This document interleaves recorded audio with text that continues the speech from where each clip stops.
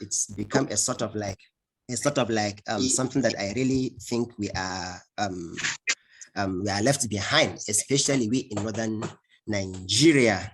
And just yesterday, I was trying to search something. I came across an article that I wrote like 2 years ago on the economics of diaspora. So a little clarification.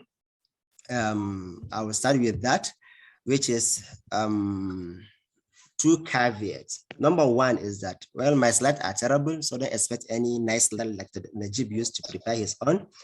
And 2, I will not be discussing how to actually Japan, how to leave Nigeria. So I don't know how to. And the second one is that also, I'm not really encouraging anyone to leave Nigeria. However, what I'm going to do now is actually to try to see what it is that, what does the diaspora mean? What does it mean to a country?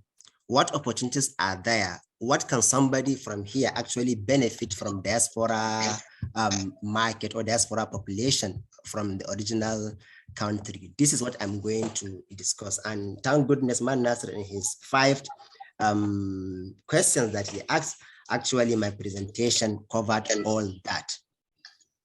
So that's a caveat. Then the misconception.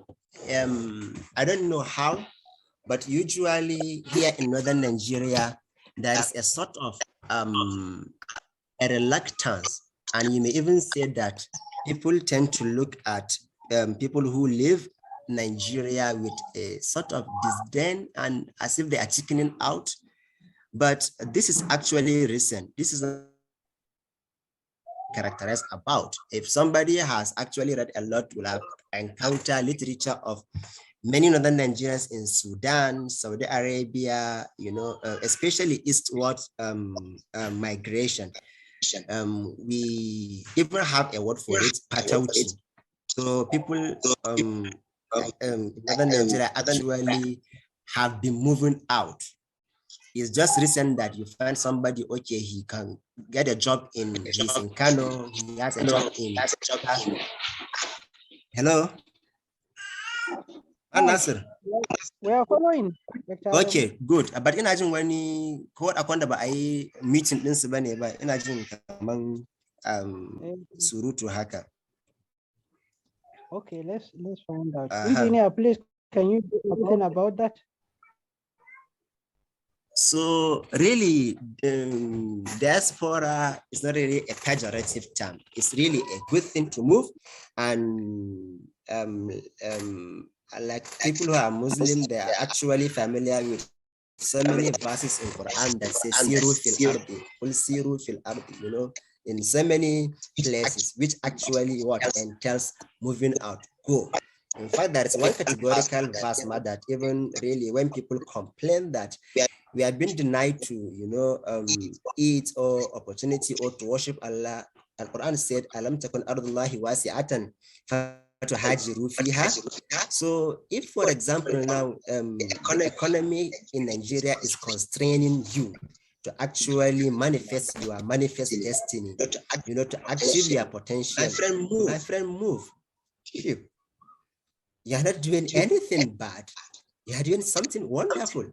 Because Allah created you actually, you know, to manifest your destiny. And maybe Nigeria is constraining you, or maybe northern Nigeria is constraining.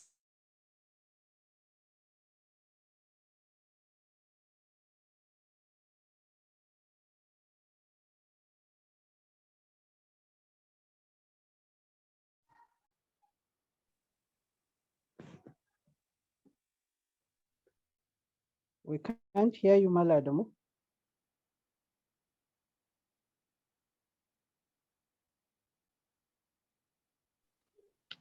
Let him unmute himself. But as if he's speaking. Okay, you muted me now. You muted everyone, Engineer Kabir, including the president. Yeah, exactly. That's what I do, but you have the control. Okay, yeah, that's by the by. So, in initial, the diaspora, the movement of people from here to where there is bigger and better opportunities is not something bad, and it's something that is encouraging, as we shall see in the subsequent slide. Okay. Globally, let me share screen again. Nasir, waya ci da ni ne gaba daya. Mana gashi na ga screen na baya sharing, sai na ƙara sharing again. Amma muna ganin screen ɗin. Aba ni kuma ya bana. Your screen is visible here. Okay, to shikenan. Diaspora in principle and practice haka. Globally, there are close to like 300 million people who are actually living outside their country. They deliberately move from their country of origin to another country to live. And India is leading in the world with 18 million Indians across the globe. So also Nigeria is left behind. Egypt is ahead of Nigeria, but in sub-Saharan Africa, Nigeria is number one. You know, so there's this movement. People keep on moving from one place to another. But if you disaggregate this data of Nigeria, this is the official data from based on what passes or people that register. However, there are people who are actually moving out but without proper documentation. I will never suggest such a thing to anyone. Please, if you want to move in a legitimate and legal way. So we have 1.7 million Nigerians. That is the official data by both World Bank, and even it was corroborated by Nigerian Diaspora Commission. So this is not new. So keep on moving. What are the importance of diaspora? Here I will discuss the first three bulletin points. I will discuss them in details in the subsequent slide. However, the fourth and fifth is not really, they don't carry much weight, but I will shed light here now. One of the importance of diaspora, when you discounted the first three bulletin points, is that it's poor entrepreneurship. For example, my friend now, I can see him, Sulayman Saleh, who is in Japan, has been to one farm. He shared his experience with me.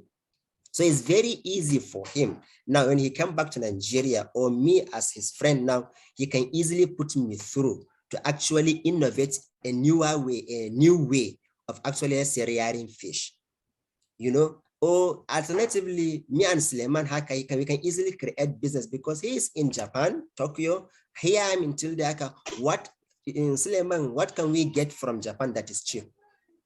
Or what is here in Nigeria that is cheap and we can actually export it to Japan? And the last one is counterweighting to the immigration.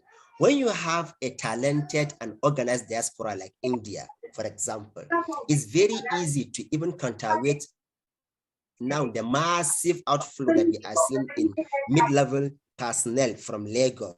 People are actually moving, especially in the last 5 years of Nigeria, moving to Canada. So having a very important and engaged diaspora can easily counterweight this immigration. People, okay, what should I move? When, for example, now we can easily access cheap capital, you know, skills from abroad. So I would rather remain in Nigeria. So instead of maybe like the so-called crying for brain drain, you know, when you have engaged diaspora, you can easily counterweight that immigration hacker. So I will move to the next slide, whereby I will discuss in detail what are the importance of diaspora. Number one is in remittance. Remittance is the money sent from abroad to host and to country of origin. You have a brother like my discussant who is in China now. When he send, let's say, 10,000 yuan to Kano, that is called remittance. So remittance has been a steady flow of income to many host countries. The leading country in the world is India. In 2021, Indians, despite the shock of COVID-19 in 2020, Indians remitted 87 billion US dollar. Indians who are in the abroad, who are in diaspora, they remitted 87.00 billion US dollar in 2021. Even our mama country, Nigeria, our diaspora with 1.7 million people, they remitted 19.2 billion US dollars. Just for context, to understand what this amount means, that our budget, the almighty budget of Nigeria, which will actually be using loans and everything, is 35 billion US dollar in 2021. When I checked my article 2 years ago, I realized that okay, and was equivalent to 87% of Nigerian budget. So that's actually our economy. In fact, let me say it's sustain even the Nigerian economy. So instead of looking at it as if it is wrong to move out, you can begin to see the positive way that diaspora can actually help your country. And before you move to a country, it can actually help your family. Maybe like most of us here in Northern Nigeria, we happen to come from extended family, and you're lucky to be one or two of you that actually happen to be in England or in US or in China or in Saudi Arabia or in Dubai, anywhere, or Japan. So you realize that, okay, the money you'll be earning much more. And because we have our money is not that strong, so you can easily, when you convert it to Nigerian Naira, the money is big. So you can actually, for example, like my friend Nasir Sulayman, he can easily now, with really additional income that he's earning from diaspora, he can easily train all his younger ones. Compared to now, me who is teacher in the university, there's just no way I can even really sponsor myself, let alone to sponsor my younger ones for any education. But if for like my friend, my discussant hacker, he can just allocate 10-20% of his income. Okay, this is for training of my younger ones, so that we can have collective development. It shouldn't be only you that is actually, lucky to be there and be doing well. So yeah, people can actually do that. So remittance is number one, really the most important aspect of diaspora. And we really have to see this clearly. Unlike Nigeria, which actually until recently, that is in 2017, they have a bill whereby they established Nigerian Diaspora Commission. While researching about the topic, I came across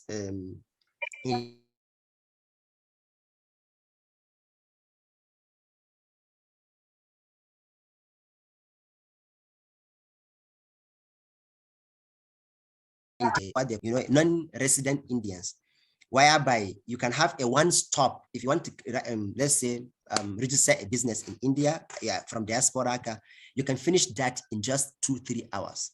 It's just one stop. You don't need to go to from Ministry of Nigerian Export Promotion Council. You go to CAC. You go to Foreign Affairs. No, you will not do that in India. In Chile, for example, they deliberately they map their Chilean population in diaspora. They got 400 people, 76 companies in Chile, because you have to engage them. Unlike here, what we are making is we are not making better use of our people in diaspora, whether as a government or even as a community. What are we getting from this guy? Here is somebody who has been trained, or he has maybe like $500,000 just sitting idle in his account in London.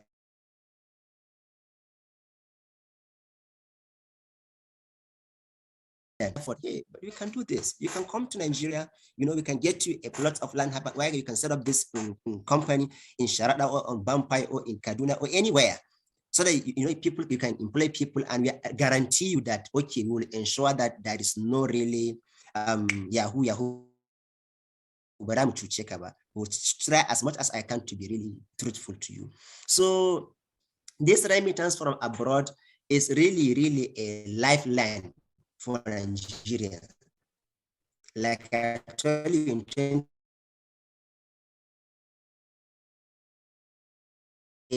I think was Nigerian remittance from abroad will be around 35 billion US dollar by 2023. But then COVID happened, and we know what really means. So this is one aspect of importance of diaspora, the most important actually.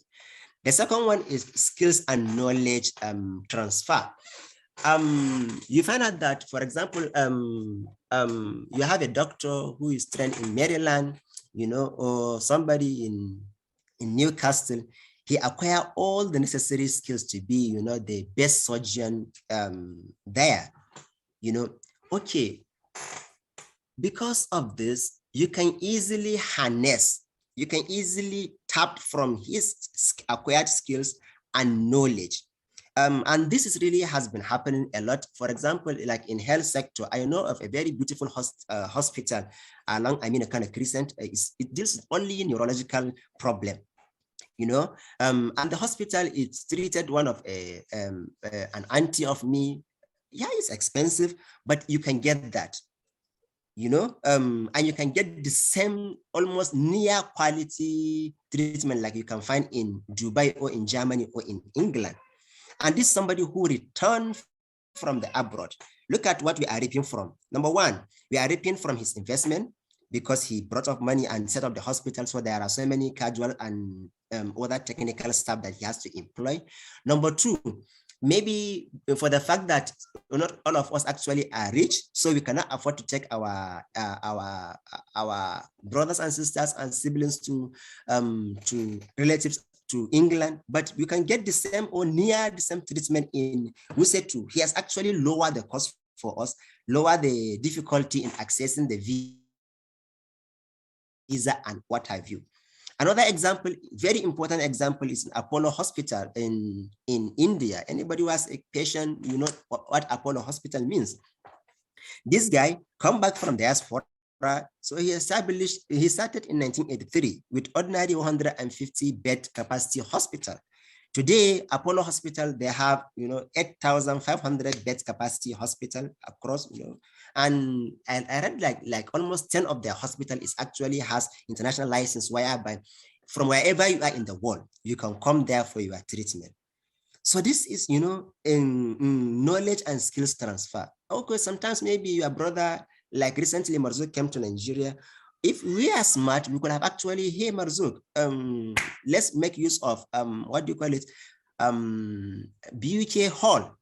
You have actually benefited from 2 scholarships, and you have get the best of Scotland, having your PhD from Glasgow, #1 university in Scotland, and your postdoctoral position in Edinburgh, Roslin Institute for that matter. So this is the best that Scotland has to offer.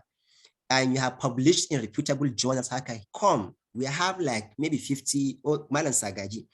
Sagagi organized a one-day workshop for people. Marzouk, tell us how to apply for scholarship, train these people. Or we can target in early researchers, all GA in BUK and lecturer 2 or assistant lecturers who don't have PhD, gather them in one hall. Marzouk, tell us what you learned and how to conduct research, or how to prepare, apply for grant, how to write research proposal, how to even publish. This is knowledge transfer. Or people who are in ICT, a very broad and big industry. You can easily come, okay, hey, I'm coming to Nigeria and I'll be spending like maybe 1 week. Please, can you gather like maybe 50 or 20 secondarians, so that I can teach them the basics of, let's say, Python programming, data analytics, and all the rest. So we can be deliberate in this by targeting, okay, can we have a database of our diasporans and their specialty? If we have that, somebody has attended Harvard Business School. I cannot attend Harvard Business School because I don't have the money, because it costs around like 50, 70 million naira, but he has attended that. Okay, come, please, can you really summarize this thing for us, like say, let's say in 5 days, so that we can get the best of this thing. For example, aspect of what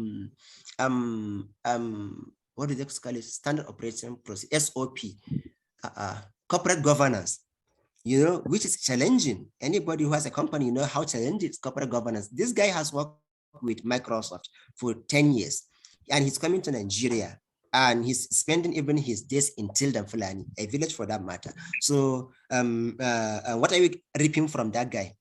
Come and share with us the skills you acquire in corporate governance, the knowledge you have gained, hacker. So when you look at this, it's really a very big industry that we have to tap and make better use of this.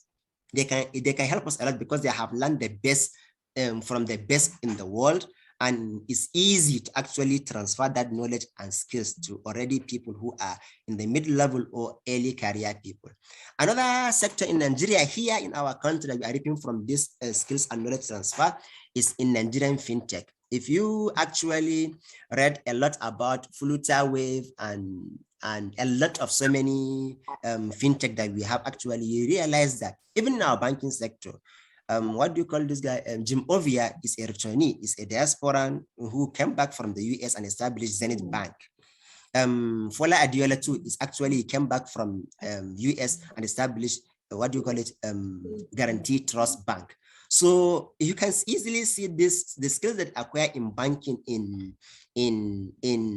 the US. Now look at GTB. Can you imagine a world without GTB? Nigeria without the GTB?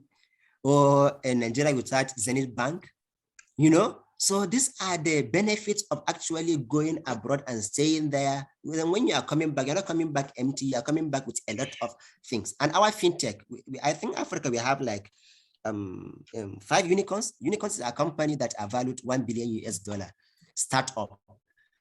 And 3 are from Nigeria. And coincidentally, or it's not coincident, actually, incidentally, the 3 people that established those 3 actually are people from diaspora who returned to Nigeria.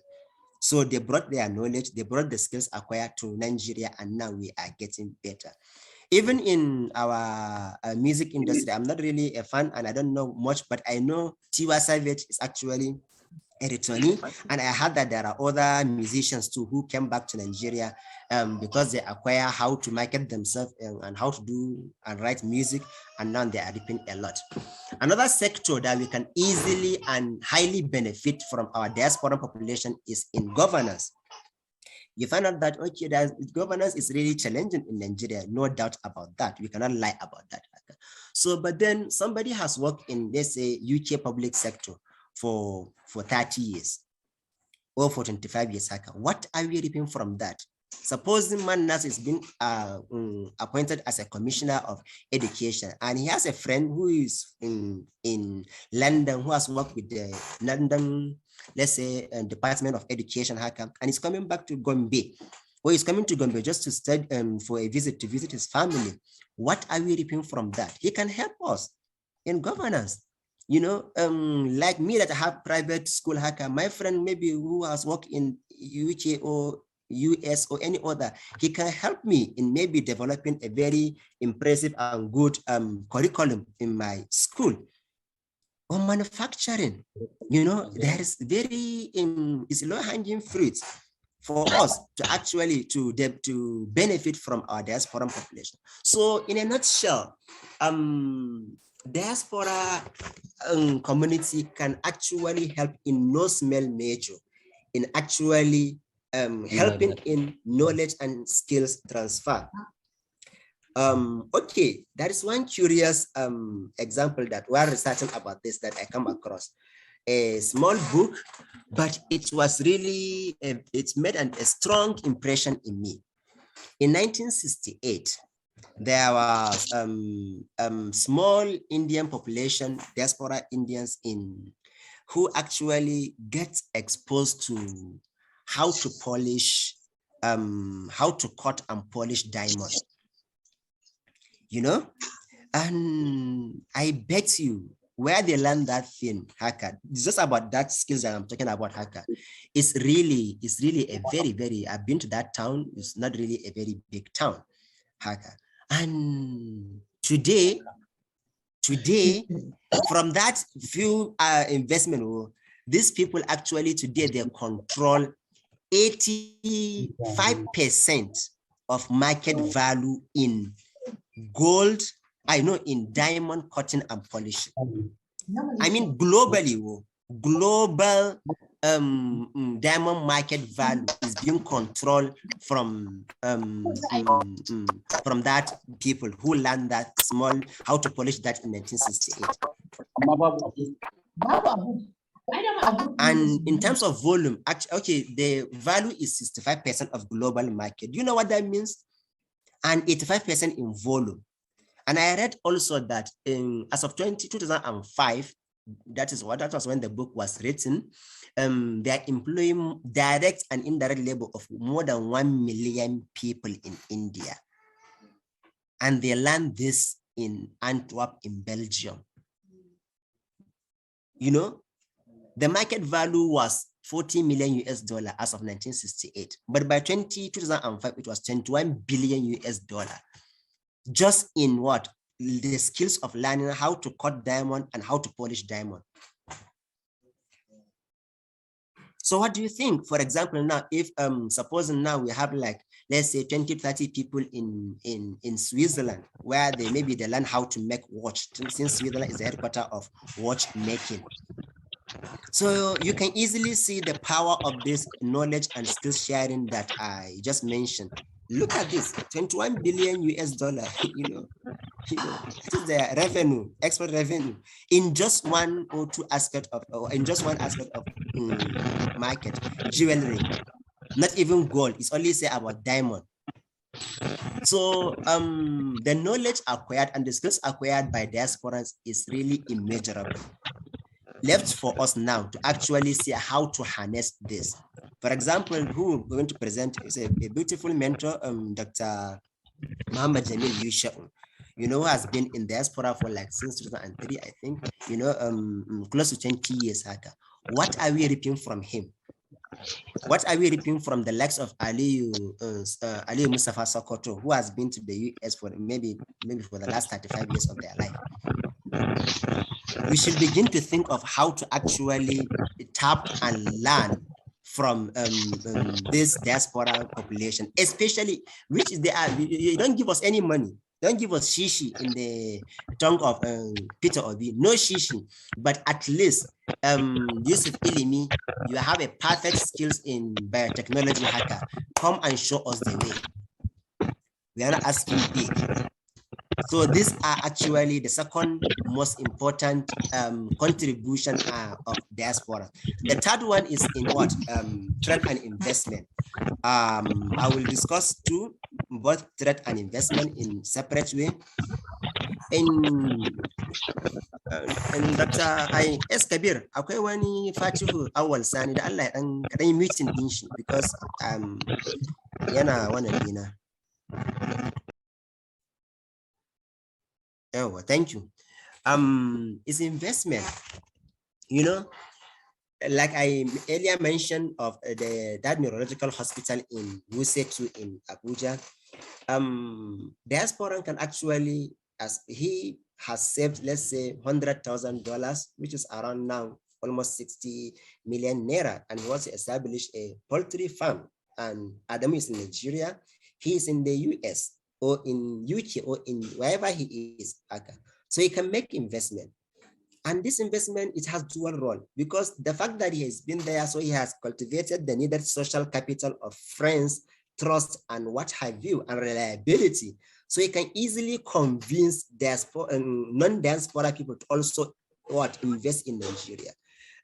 Take for example now, when you look at the ginger industry of Kachia, Kagarko, and Kwaizankua, or when you look at another huge industry in Eastern Sokoto, that is garlic.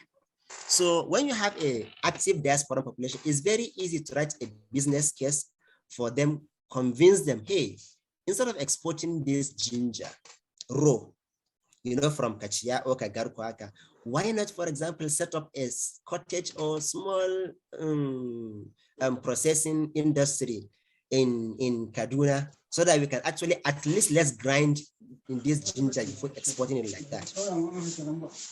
And since it is not only they are making use of ginger for a lot of things, okay, what of extracting the ginger oil? Let's take it as another Tukur Ahmad is meet him. So ginger oil, for example, you know, I think 3 or 5 years ago, some Kolawole, Simon Kolawole wrote an article about the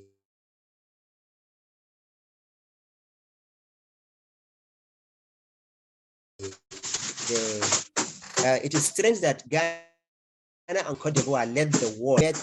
What Nestle, just as a company, is reaping from cocoa and from coffee. You realize that, okay, actually, what do you call them? What Cote d'Ivoire and Ghana are getting from cocoa is less than 10% of what the global market is getting from cocoa, because of what chocolates make it.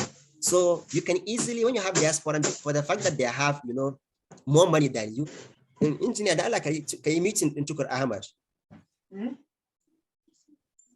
Because let me see. Okay, I can even meet him. So no big deal. You know,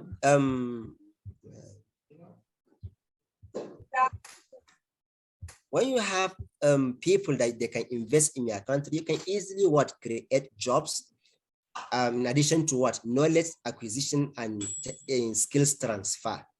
In 1994, Mo Ibrahim said that he's going to Sudan. In England, so they were laughing at him. I read his biography. So they were laughing at him that, what are you going to do? He said, I'm going to establish a telecom company. You decrease, they said. In where? In Sudan. What? In Sudan? Because he has worked with a telecom company in UK for quite a while. So they were laughing at him, but he actually got some loan, you know, cheap loan from England and went to Sudan. By 2007, his company that he established in Sudan actually has over 21 million subscribers. So they couldn't believe it. So these are, you know, some of the benefit that somebody can get from people who are actually in the diaspora in terms of investment. And in early part of China, when it's opening its economy, this is really a verifiable thing that I have read for quite a while. Over 80% of FDI, what is so-called, you know, our governors will go to England, will go to, what do you call it, Vienna. What are you doing? No, we want to woo investors. We want to woo investors. Meanwhile, Nigerian population, maybe in between them, there are maybe close to 50 billion US dollars lying fallow in diaspora. Why couldn't you convince them? Why do you think that somebody who is from China should actually come to Nigeria and invest? Meanwhile, you have people who are in the US, you couldn't convince them to come. So when China opened its economy, its FDI is not coming from the US or from the UK or from anywhere. It was coming from Chinese population. Shanghai province, Guangdong province, Tianjin province, they were all in technological hub today, and investment hub and manufacturing hub of the China. But most of that investment, the initial investment, were coming from Chinese who are overseas, diasporans, Chinese. So you can see really how this diaspora is really a very vital tool for economic empowerment and development, and real economic development, not like taking what do you give in foreign aid. No. Another example that I come across is that Citigroup is the second largest foreign bank in India. But how did Citigroup as a bank actually now? You have 10 minutes. I have how many minutes, man, Nasir? 10 minutes. No, words. I have only 2 slides. Good. So, Citigroup in China, in India, is the second largest foreign bank. How? Because of what? Because and there is a lot of Indians in the bank, and now they are coming back to India. And recently I saw a viral photo whereby they listed like almost 10 companies with Indians. I'm not really sure of the authenticity, but I know Google, I know Oracle, I know Microsoft, I know Mastercard. They're all being controlled. The CEOs of those companies are Indians. And you can only imagine what Indians are benefiting when we say you have somebody from your village who is Google CEO.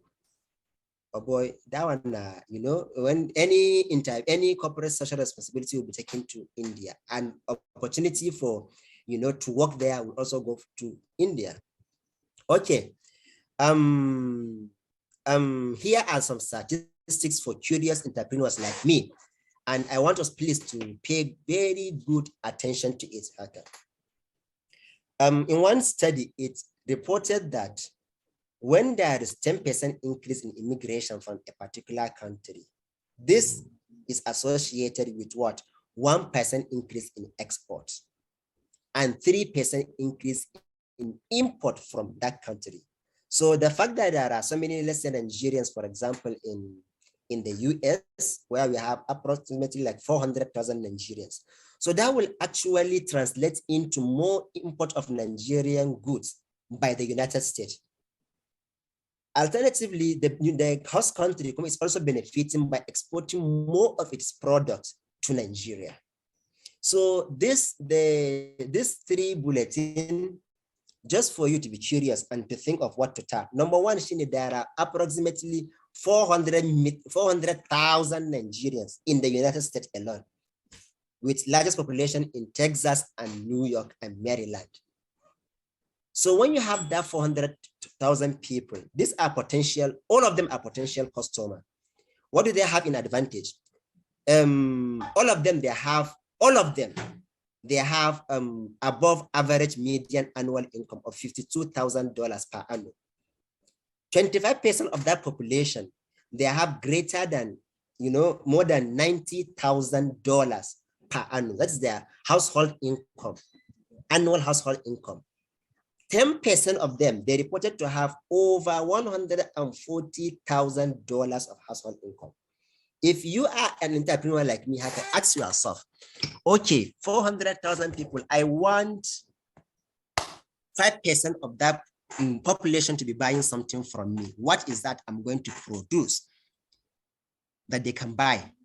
I will share like, 1 or 2, 3 things that people can actually see and begin to think of that. Think of the UK, think of Malaysia. What do you have in Nigeria that is very difficult to be found in UK, in Malaysia, in China? Begin to think of how to export it. There is no big deal. You just go to SON and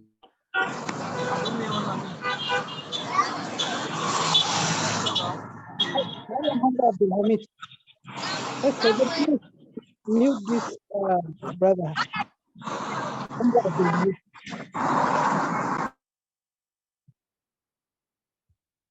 Yeah, thank you.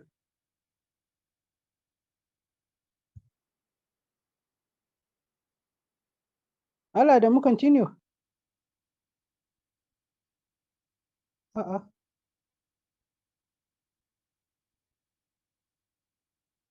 Alaikum.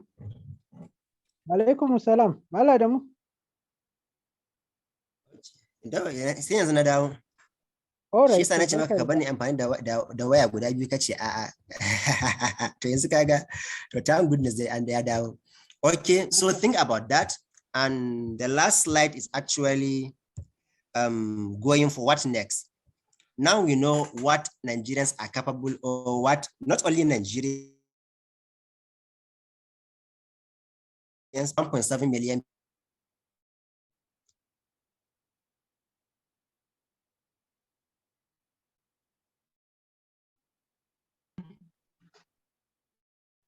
Assalamu alaikum.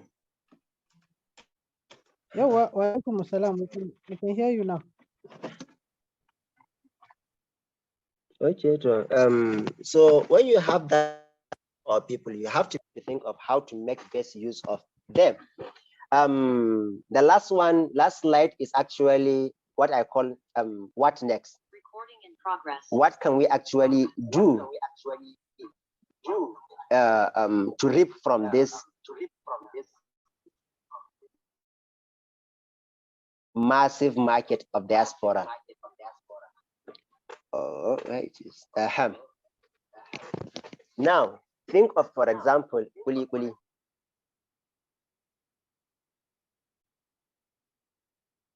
Adamu, we can't hear you.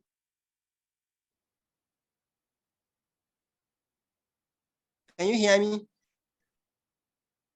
Yeah, okay. We can hear you now. Okay, kuna gani ai slide dina. Okay, ga kuli kuli. Ya za mu exporting kuli kuli. And what do you think the volume of kuli kuli to be produced for, let's say, just 25% of Nigerians in United States. 100,000 people.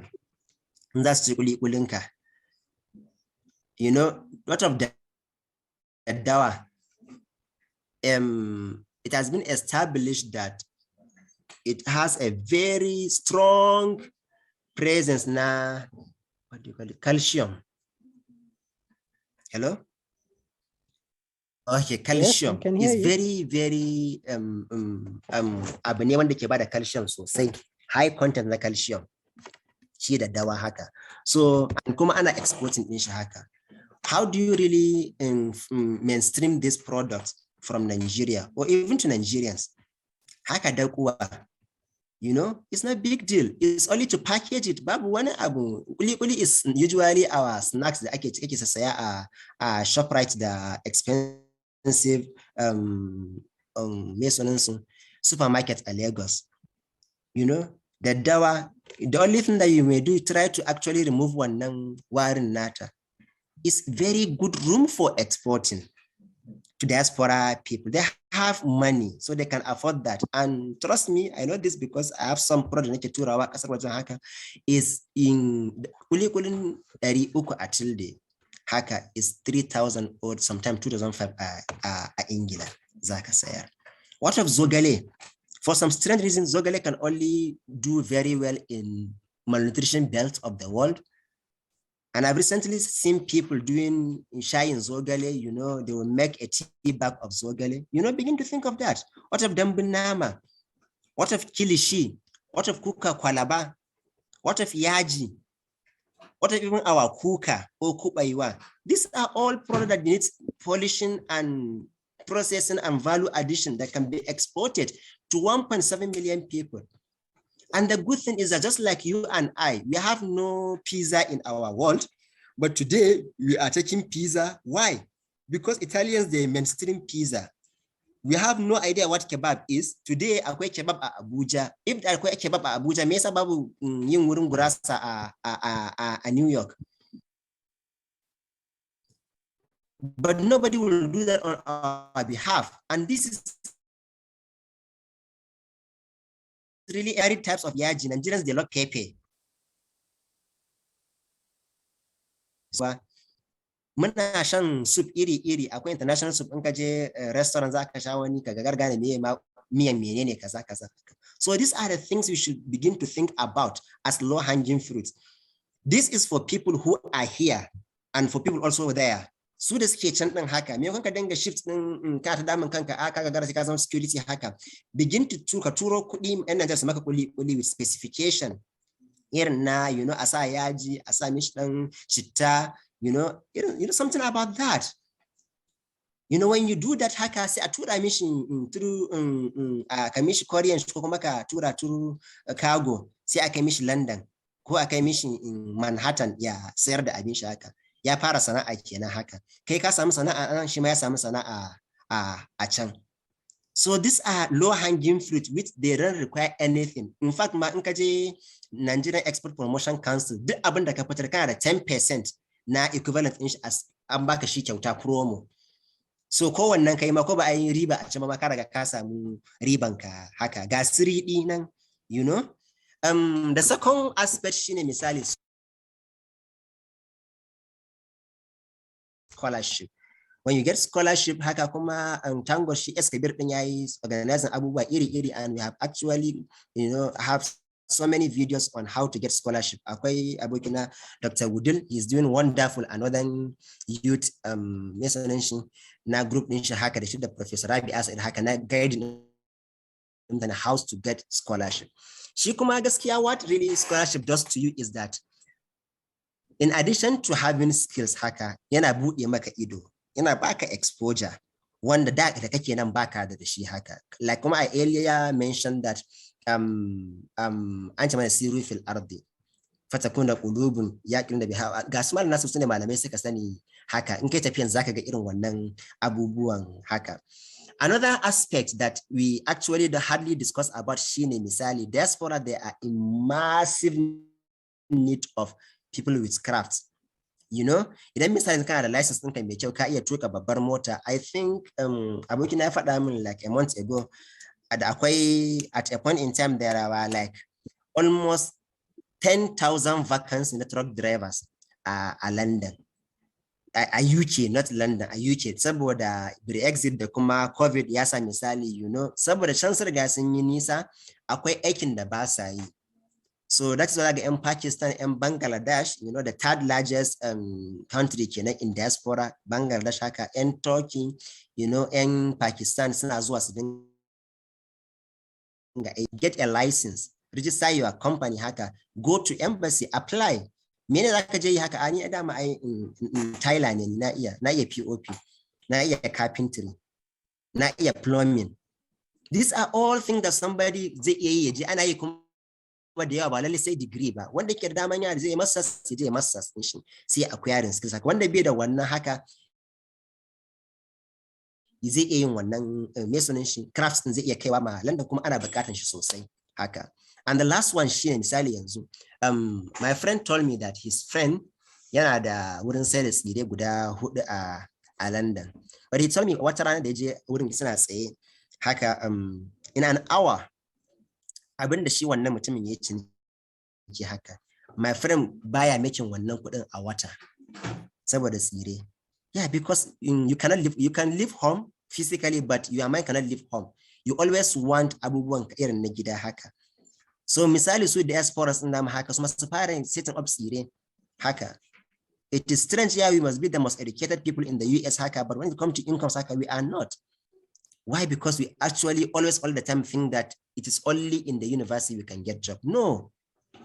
Nigerians in diaspora, they may want something. An neman tuwo, lokacin muna Europe haka, zaki tafiya ya kusa na wajen awa 2 dan kai ku je ku ci tuwo.